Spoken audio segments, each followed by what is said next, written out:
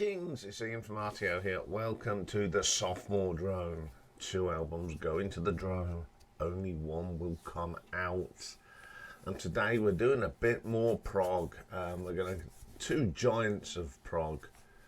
Yes, versus Genesis.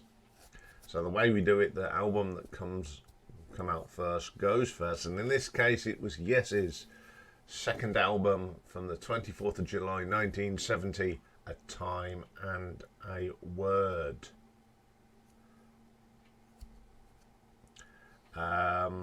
This would be Peter Banks's last album because he did not support the idea of adding orchestral to the album. So playing on here are John Anderson, lead vocals and percussion, Peter Banks, electric and acoustic guitars, Chris Squire, bass and backing vocals, Tony Kay on the Hammond organ and piano, and Bill Bruford on the drums. First track, No Opportunity Necessary, No Experience Needed. Probably one of the first tracks to get sampling because they used the echoes of the Western theme to the big country. It's a pretty good track. One of the best tracks on this album, I think. It's a really good track. Then we get it's a solid track. The highlight of it, though, is the magnificent drumming from Bill Bruford. Really good. Everydays, which is a song written by Stephen Stills. It's all right. It's not the best track on there. Then we get Sweet Dreams. A really good track. I do like the guitar work from Peter Banks on it. Really good. Then we have The Prophet. It's very jazzy. Nothing proggy about it. It's a very good jazz track. Clear Days. Really good vocal from John. But this track doesn't really, I don't think, fit in with the album. But my favourite track on here is the Astral Traveller. I consider this the real first proggy track by Yes. It's got a great guitar solo from Peter Banks on it. Then we have the classic A Time and a Word, which is a beautiful song. I love John's vocal on it. It's simple and it's a classic, and I love this. Okay, it's a little bit different from that debut album. It's going more down the progressive route, and it's still a little bit confused in places. They've got, this is the foundation of what was to come. It's a very, very good album. I do like it. So what do the critics think? Well, there's not much been written about this one, but it was premiered at the Queen Elizabeth Hall in London in March 17.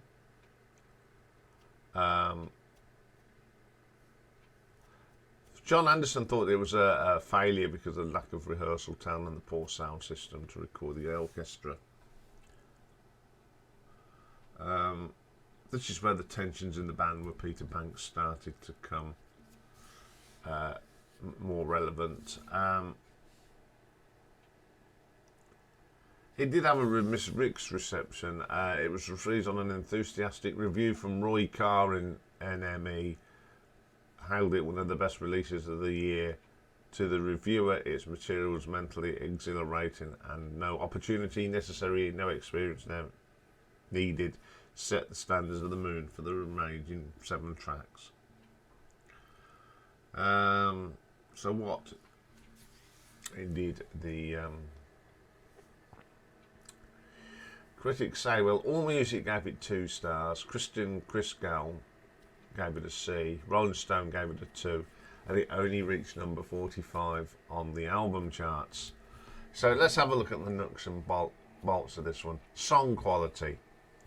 Well, you have got Opportunity Necessary, No Experiences, a classic, the brilliant Astro Traveller, and of course A Time in the Word itself.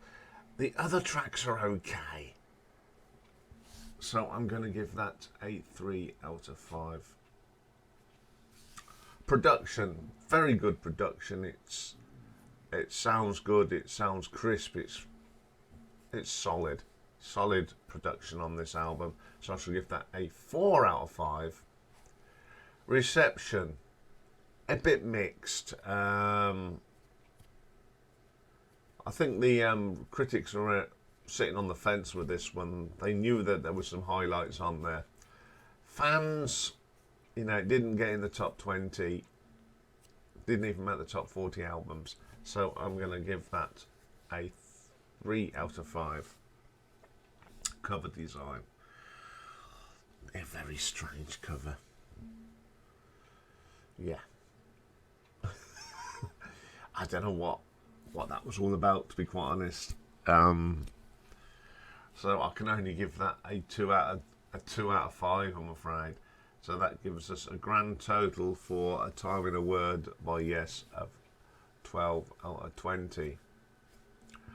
So let's move on to Genesis now, and their sophomore album, which was released in October 1970, and it's called Trespass.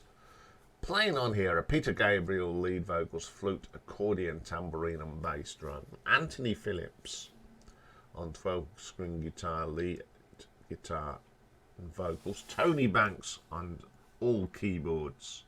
Mike Rutherford on guitars and bass. And John Mayhew on the drums and percussion. First track, Looking for Someone. I love this. It's got some lovely flute from Peter. I love Anthony's guitar on this. Interesting keyboards as well from Tony. White Mountains next. This is really good. They've used little bits of this in medleys and what have you. Now I've got this on a bootleg of Phil singing it. It's got some really nice keyboards from Tony on that. It's a great track. Visions of Angels. Now this sort of is throwback to the debut album, which is a more pastiche album. This is a very, very pastiche song. It's a lovely vocal from Peter. Okay, then we got Stagnation. I love this. This always, again, appears in medleys, a little bit of this, especially when they used to do the In the Cage. It's got a great vocal from Peter. Then we have Dusk, which is another real pastiche song. I love this song. I love the guitar work on it. It's really pleasant. And then we have the classic, The Knife. That heavy bass line, and probably Anthony Phillips' finest moment in Genesis. His guitar work is absolutely spot on. It's a fantastic track and a firm favourite with fans. So, a little bit different from debut album. This was the foundations of what became Genesis.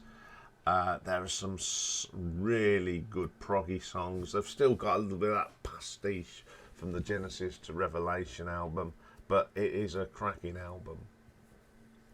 Now, the little thing about this, Trespass only sold 6,000 copies on its release, but the album did charts in the Belgian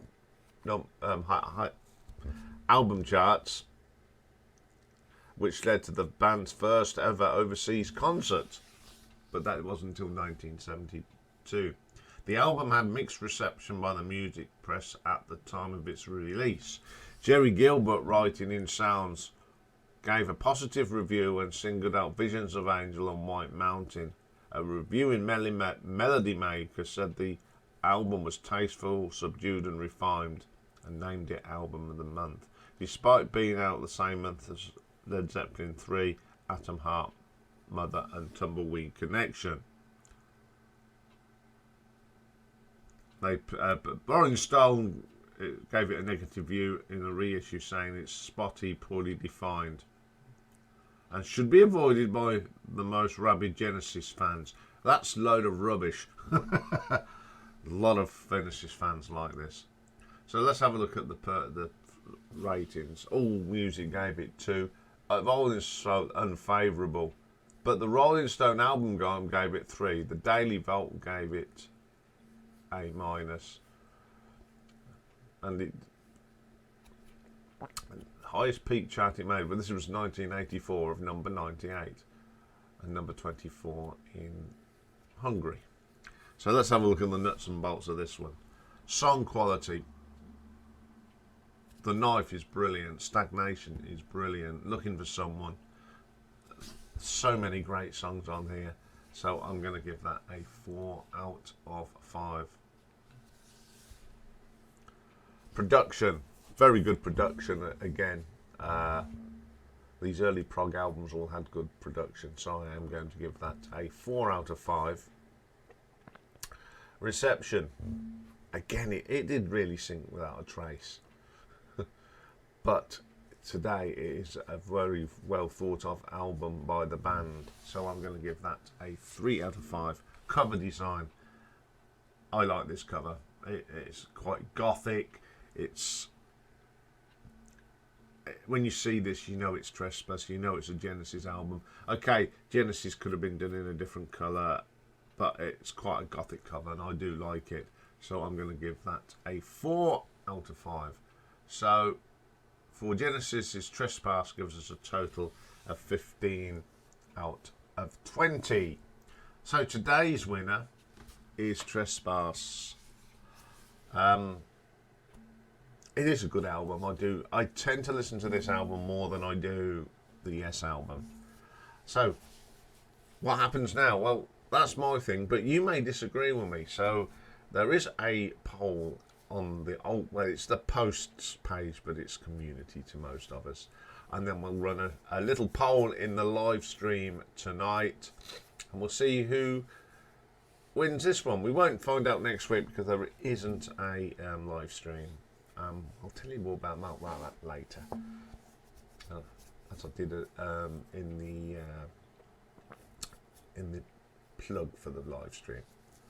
So that's all for this one. See what happens here.